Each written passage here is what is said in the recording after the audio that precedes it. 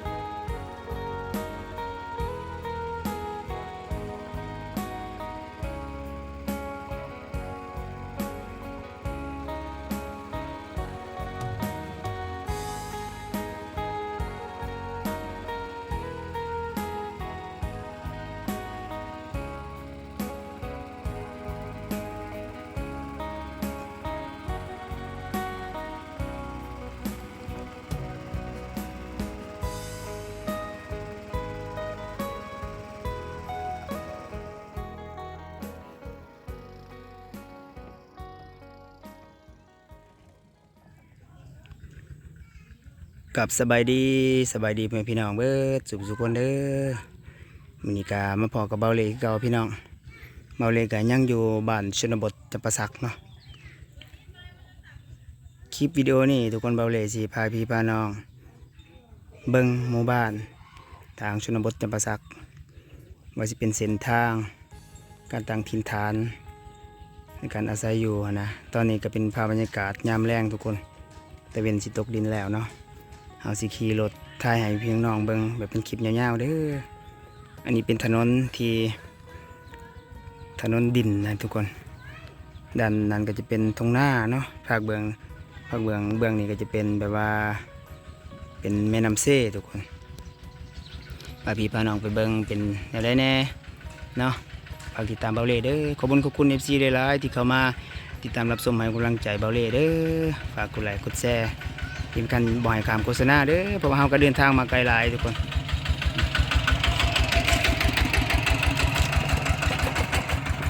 ส่วนมากก็จะเห็นรถตอกๆแบบนี้เนาะรถอีแท็กแบบนี้แหละพี่น้องแถบชนบทรถใหญ่รถวิโก้บ่มีนะทุกคนจะเป็นแต่รถไถรถมอไซค์ทุกคนไปเอาสิขี่รถไปเรื่อยๆเนาะฮอดที่พักทุกคนไปแต่ว่าบรรยากาศคักหลายพี่น้อง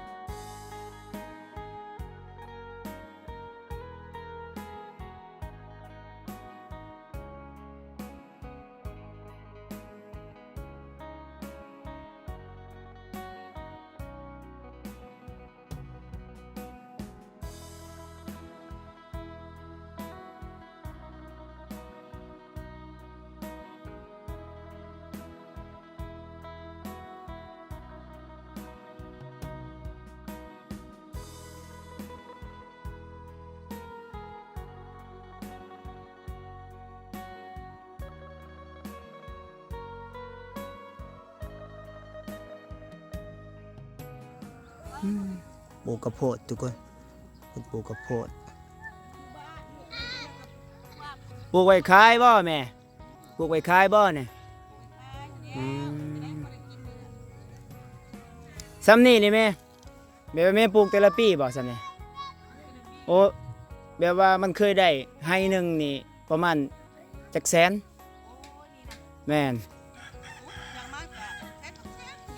อ๋อ100,000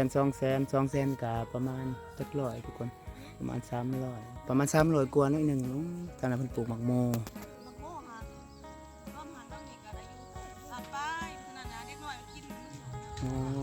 ปลูกแบบว่าฮอดยามเฮ็ดนาเด้เนาะโอ้อาชีพแบบหลักๆส่วนหลายอยู่นี่เขาเฮ็ดแต่หน้าบ่เฮ็ดหน้าเนาะอ๋ออันนี้แบบปลูกแบบว่าเป็นงานเสริมเนาะแน่นแล้วม่วนเด้ทางบ้านเพิ่นผู้มีงัวควายบรรยากาศเบื้องนั้นตะเวนไกลตกดินแล้วทุกคน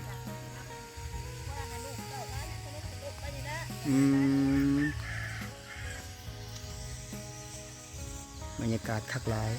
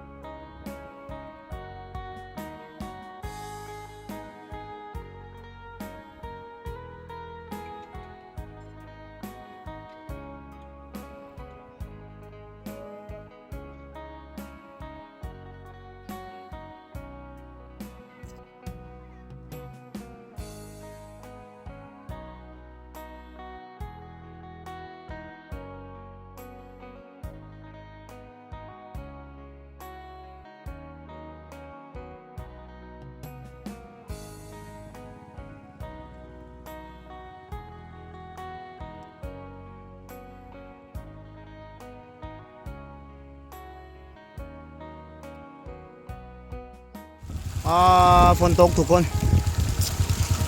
เดินทางมาครั้งนี้ฝนตกเนาะทุกฝนตกยามสีค่ำๆแล้วทุกคนเนาะอันนี้เป็นบรรยากาศการเดินทางของเรา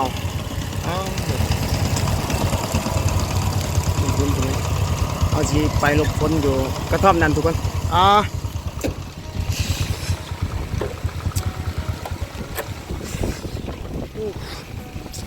ฝนตกสักไปขอไปหลบฝนก่อน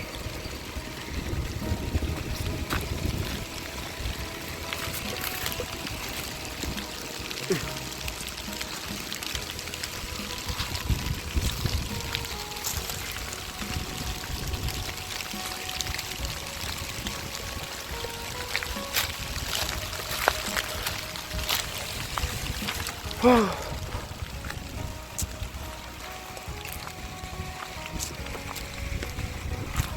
ล้องมาแจ้งซ้ำทุกคนขออนุญาตเด้อโอ้ฝนตกพี่น้องระวังการเดินทางเอาเนาะ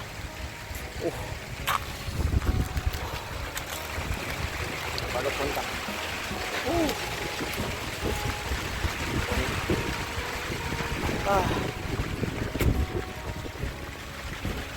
เย็นนะทุกคนเพราะว่าทางนี้มันจะเป็นอากาศร้อนแต่ว่าฝนแบบนี้มันจะเย็นอีกอย่างมันจะสะดวกในการเดินทางคือบริเวณเส้นทางมันจะเป็นง่ายนะง่ายคนเพราะว่าฝนตกลงมามันก็เรียกว่าซุ่มเนาะมันจะบริง่ายการเดินทางสบายดีทุกคนเด้อเดินทางไปยังอยู่ชนบทจักรพรรดิพี่น้องเราเป็นชนบทจักรพรรดิเนาะติดตามรับชมให้กำลังใจเบาหลีทุกคนมาคนเดียวเนาะเป็นมากับไปคนเดียวอะไรไปบินไก่ตกดินเดียวไปพี่น้องเบิ่งเด้อ